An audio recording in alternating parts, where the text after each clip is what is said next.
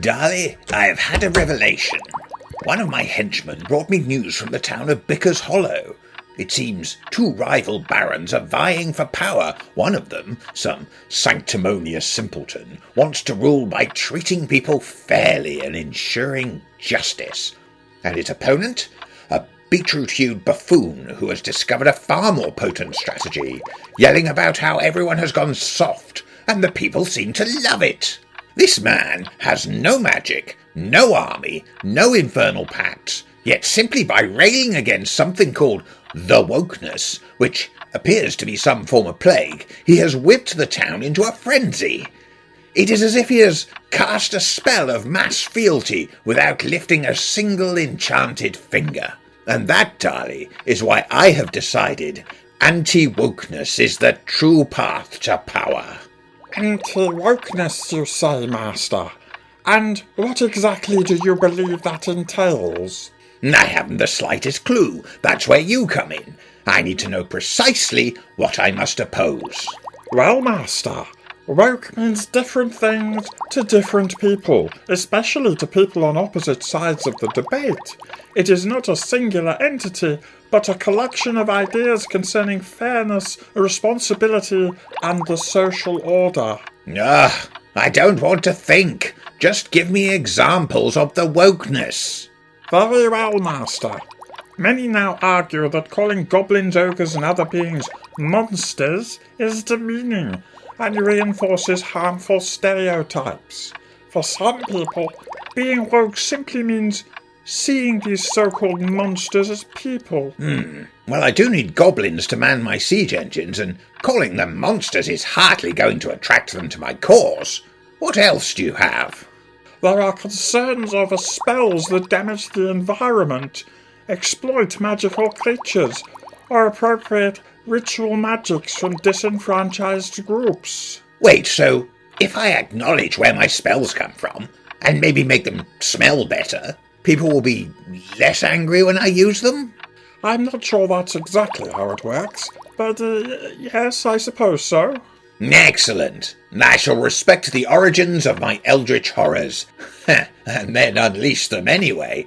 Tell me more. Of course, Master.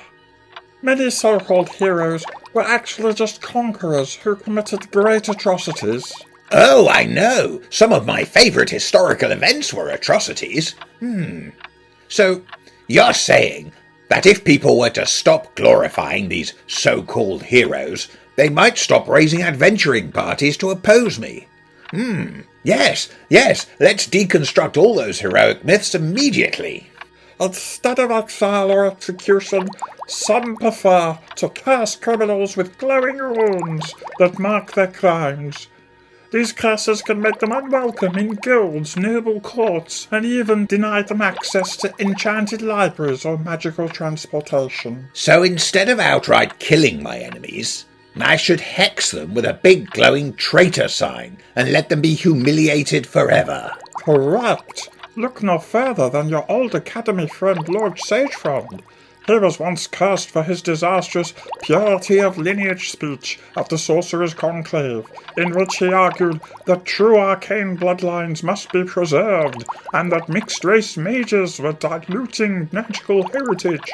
Naturally, this did not go over well. Oh, yes, I do remember that. They put that constant whispering hex on him. I still remember those eerie, judgmental voices commenting on everything he did. It took him years, and not some insignificant bribery, to get back into the guild. Continue with your examples of the wokeness, Darley. Well, there is a desire to redistribute dragon hordes' noble wealth and return conquered lands to displaced peoples. Well, I suppose that makes sense, as long as I don't have to return my treasure hoard. Next. Some local leaders want regulations on adventurers to prevent unnecessary dungeon looting and collateral damage. Oh, this is delightful. Imagine an adventurer forced to fill out paperwork before raiding my lair. Bureaucracy is a far greater deterrent than any death trap. Yes, let us regulate every adventurer into submission. Darley, I must say, I expected to despise the wokeness. Instead, it seems remarkably conducive to getting things done and getting people on my side. So, you are in favour of treating people decently and understanding the consequences of your actions? Oh no. Oh yes. I'm woke. Congratulations. No, this will not do. This entire conflict, woke versus anti-woke, it is meaningless. Meaningless, master? When I rule the world, I shall oppress everyone equally. The rich, the poor, the humans, the elves, the goblins, the shapeshifters, all shall bow down before my might. There shall be no inequality, no prejudice, no systemic bias, only my iron-fisted, all-consuming domination. That's an extremely unconventional interpretation of social justice. Malachian equality. Everyone is equal beneath me.